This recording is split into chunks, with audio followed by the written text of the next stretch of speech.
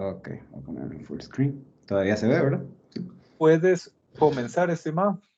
Ok, bueno, buenas noches compañeros, mi nombre es Esteban Villalobos. Hoy voy a presentarles uno de los papers de la semana, que es el que escribió un neurocientífico que se llama Benjamin Libet. Este paper en particular es interesante el experimento, es muy interesante el experimento, pero las conclusiones son algo controversiales. Básicamente, Libet quería estudiar o poner en tela de duda qué tan cierto es eso que tenemos libre albedrío o podemos tomar decisiones conscientes. Uno de los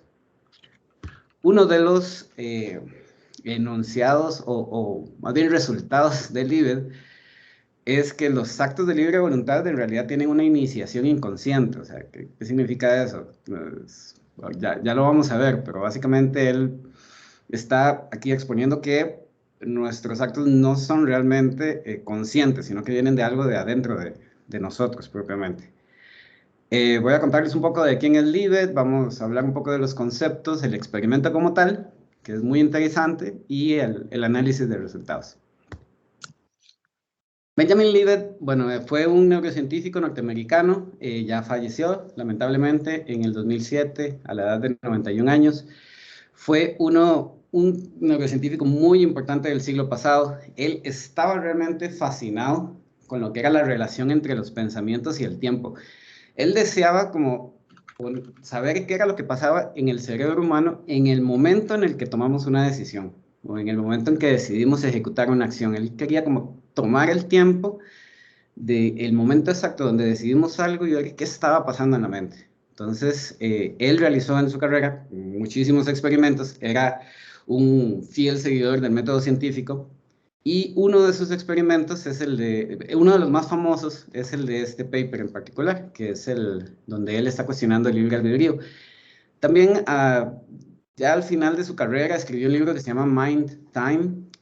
Todavía está disponible, se puede conseguir digital. Lo que pasa es que es un libro bastante técnico y bueno, reúne mucho de sus conclusiones en la vida con respecto a estos experimentos y los puso en ese libro. Es un libro bastante técnico, según entiendo. Okay. Algunos de los conceptos que se hablan en este paper. Okay. El potencial de disponibilidad es en español. En inglés se conoce como readiness potential. Esto no es algo que Libet descubrió ni que inventó. Esto es algo que ya se había determinado en los años 60 por unos científicos alemanes, los cuales hicieron ciertos experimentos para medir la actividad cerebral en el momento que una persona ejecuta una acción. Entonces, estos científicos detectaron que hay una acumulación de actividad eléctrica en el cerebro como en preparación o en el momento de hacer una iniciación de una acción. Le pedían a una persona que moviera la mano o que hiciera algún acto en particular, ahorita no lo preciso, y ellos detectaron que unos milisegundos antes se generaba esta actividad potencial que estaba relacionada con la acción muscular propiamente. Libet define dos tipos, bueno, a Readiness Potential se le llama RP, muy común en este artículo, y Libet lo mide de la misma manera, usando un aparato, un EEG, que es un electroencefalograma, perdón. Entonces, hay dos tipos de RPs que él mide.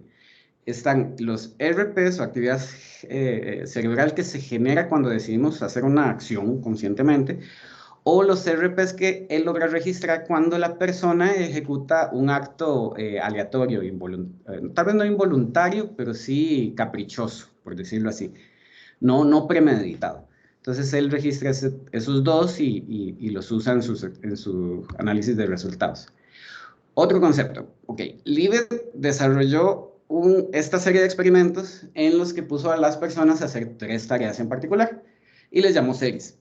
La serie W, que yo creo que viene del inglés will o voluntad, es una serie o un tipo de tarea en el que le pidió a los sujetos que movieran la muñeca, flexionaran la muñeca en el momento que ellos desearan, o sea, que decidieran mover la muñeca. ¿Okay? Y tenían que estar viendo un reloj, ahorita vemos un diagrama de cómo funciona, y ver en qué momento decidieron mover la muñeca. La serie M que yo creo que viene de Movement, porque no lo especifica bien el artículo, ellos dijeron que queremos que sigan flexionando la muñeca, pero no lo haga premeditadamente, sino hágalo cuando usted sienta el deseo interno de moverla. Y nada más, cuando usted tiene ganas de mover la muñeca y la mueve, fíjese en el reloj también, para ver qué hora tiene. Y la otra serie es la S, que es interesante esta serie para que la usa. Fueron impulsos aleatorios. Él lo que hizo, en este caso el sujeto no tenía que hacer nada, tenía que quedarse quieto, le tenía unos electrodos conectados a la muñeca propiamente, y una persona, un operador que estaba ahí, en momentos aleatorios, le enviaba pulsos eléctricos a la mano del sujeto. Pero eran pulsos muy débiles. La batería aquí en el ejemplo es meramente un ejemplo. Eran pulsos súper débiles, apenas que se podían percibir por la muñeca. Y la persona lo que tenía que hacer era, también viendo un relojito, tenía que determinar en qué momento llegó y percibió el pulso eléctrico, propiamente. Esto Libet lo utiliza en sus experimentos como una medida del sesgo del sujeto propiamente. ¿Por qué una medida del sesgo? Básicamente lo que dice Libet es que es una medición, este experimento tiene sus complejidades, porque tiene un elemento que sí puede medir bastante precisamente, que son a través de sensores, y tiene un elemento que es meramente subjetivo de la persona.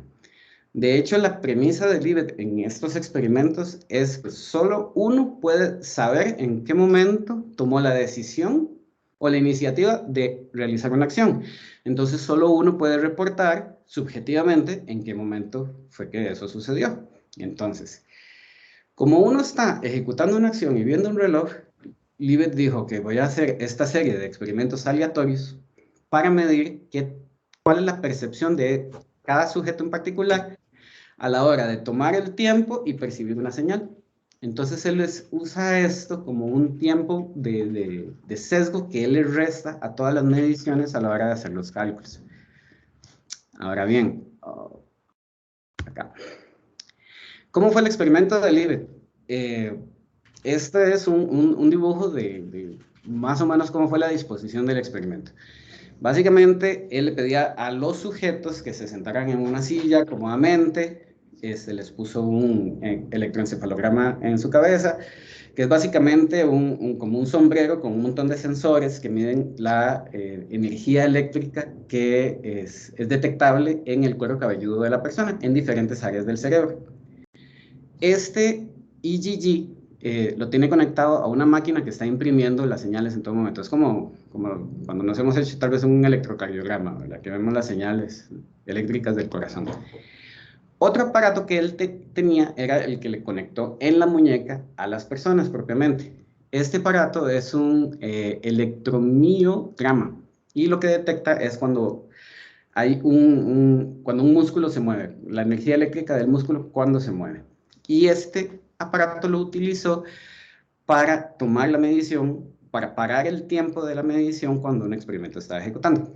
Aparte de esto, Libet llegó y le pidió a la gente, o a los sujetos, que se sentaran en la silla y que se concentraran en un reloj que tenían enfrente. Ese reloj en realidad era un osciloscopio.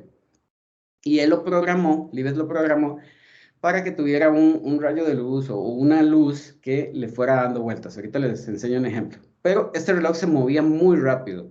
Daba una vuelta como en 2,5 segundos más o menos.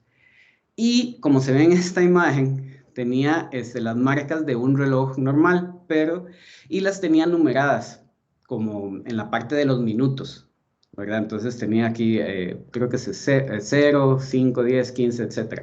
Para que la persona tuviera una referencia, un marco de referencia a la hora de hacer sus reportes y dijeran, la luz estaba en el punto de las 3, perdón, de los 20 minutos, por decirlo así.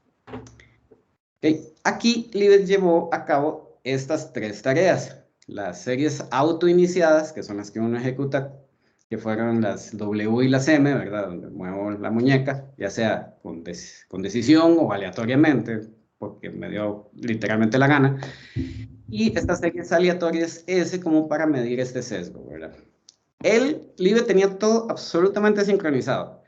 Entonces el reloj se movía, el reloj se movía, cuando ya la persona estaba lista, el reloj empezaba a moverse, se estaba registrando todo, y en el momento en el que se detectaba un movimiento de la muñeca, el reloj duraba, bueno, tenía dos modos para detenerse, pero en uno de los modos duraba medio segundo más moviéndose y paraba.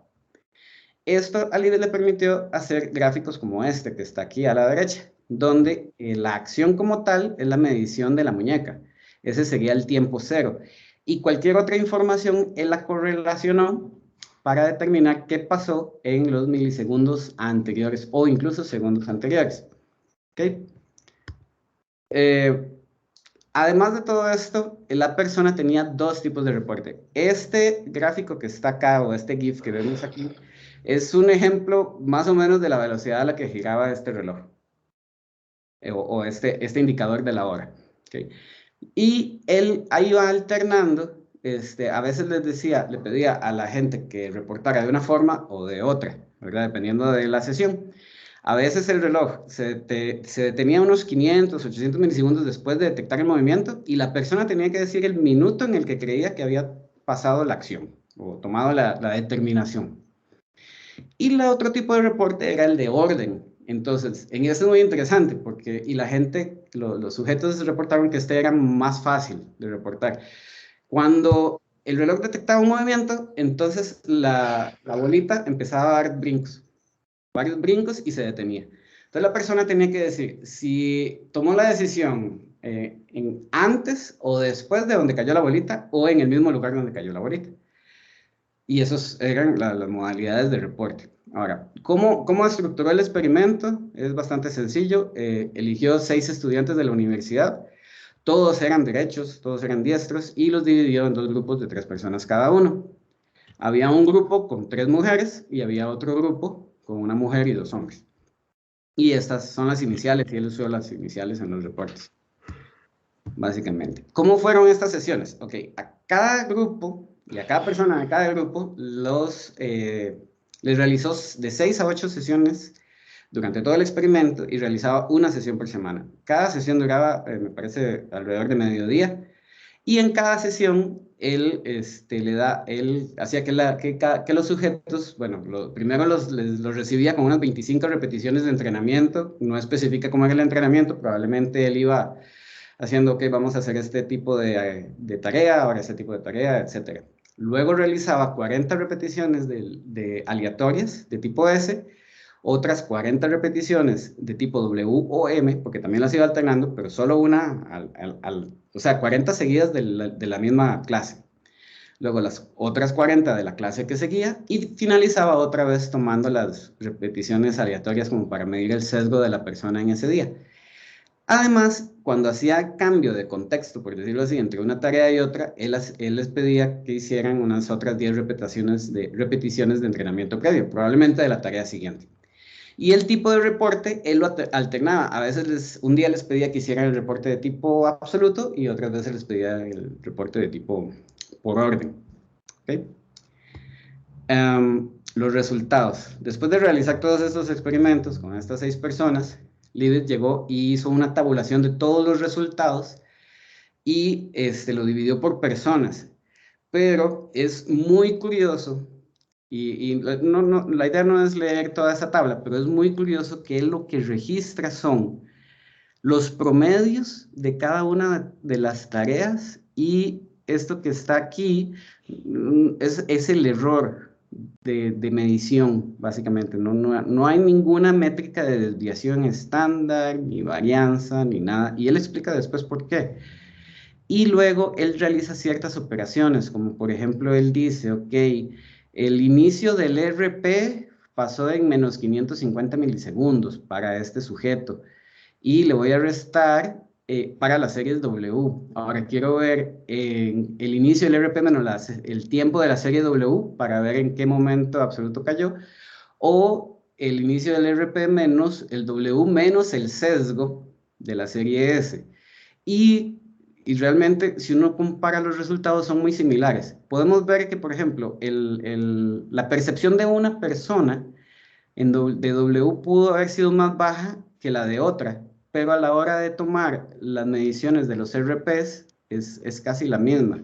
Y de ahí sacó una serie de promedios y llegó y determinó que en promedio, por ejemplo, para todas las series, el RP se detectó medio segundo antes, más o menos en promedio, de la acción como tal. Para las tareas de tipo W, el sujeto se dio cuenta 200 milisegundos antes, pero el cerebro ya había decidido 300 milisegundos todavía antes preparar el músculo para moverlo.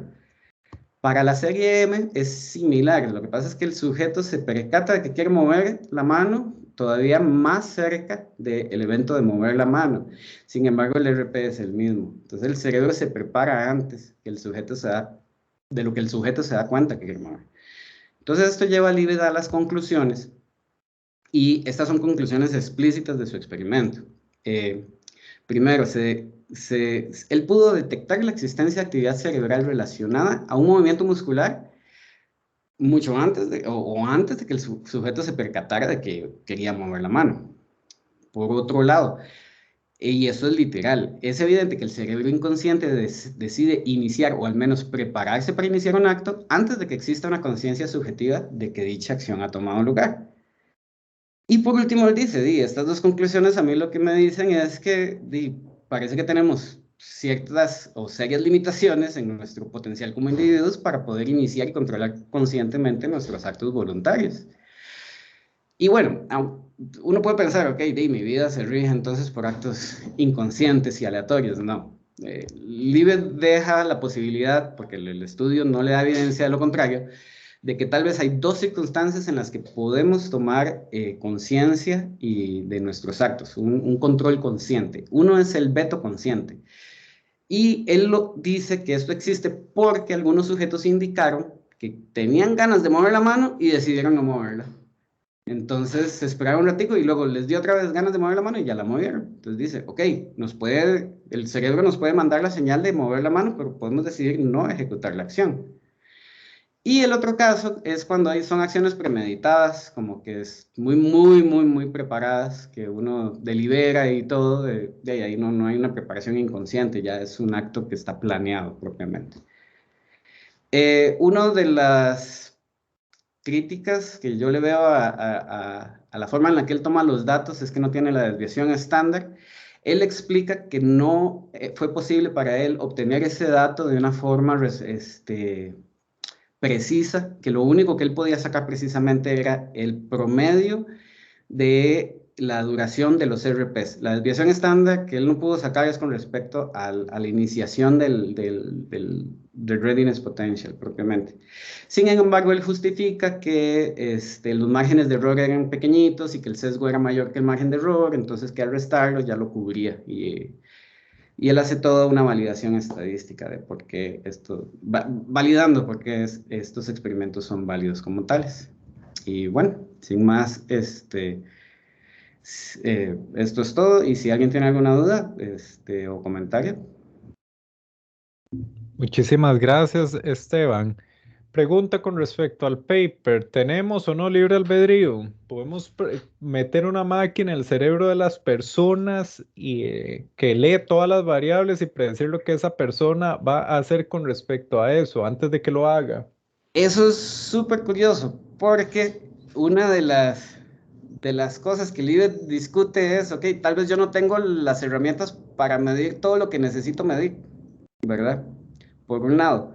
Y por el otro lado, él en entrevistas posteriores, quería mencionar una cosa con respecto a lo del veto, él siendo todo un científico, él realizó estudios posteriores haciendo experimentos diseñados solo para medir la parte del veto, que dice que sí tenemos libre albedrío, pero para decir que no queremos ejecutar una acción. Y él lo justifica también con que físicamente el cuerpo o el cerebro nos manda señales de querer hacer algo y que nosotros podemos determinar que no.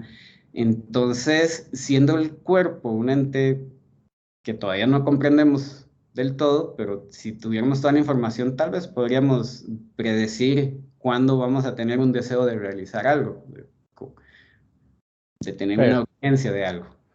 Perfecto, perfecto. Sí, este tema lo vamos a retomar la semana que viene Porque hay gente que ha utilizado como referencia este paper para decir, y por lo tanto no tenemos libre albedrío. Y eso es súper controversial, porque hay un montón de asteriscos por todo lado, desde vos lo comentaste, los métodos que utilizó y hasta la tecnología. ¿sí? Sí, sí, El, súper subjetivo y tecnología. Ah, bueno, leí que este experimento se ha repetido muchas veces a través de los años. Parece que con tecnología más moderna de MRIs se ha determinado que el readiness potential no es de milisegundos, sino de segundos incluso, con en- instrumentos más sensibles. Perfecto, muchísimas gracias, Esteban. Mucho gusto.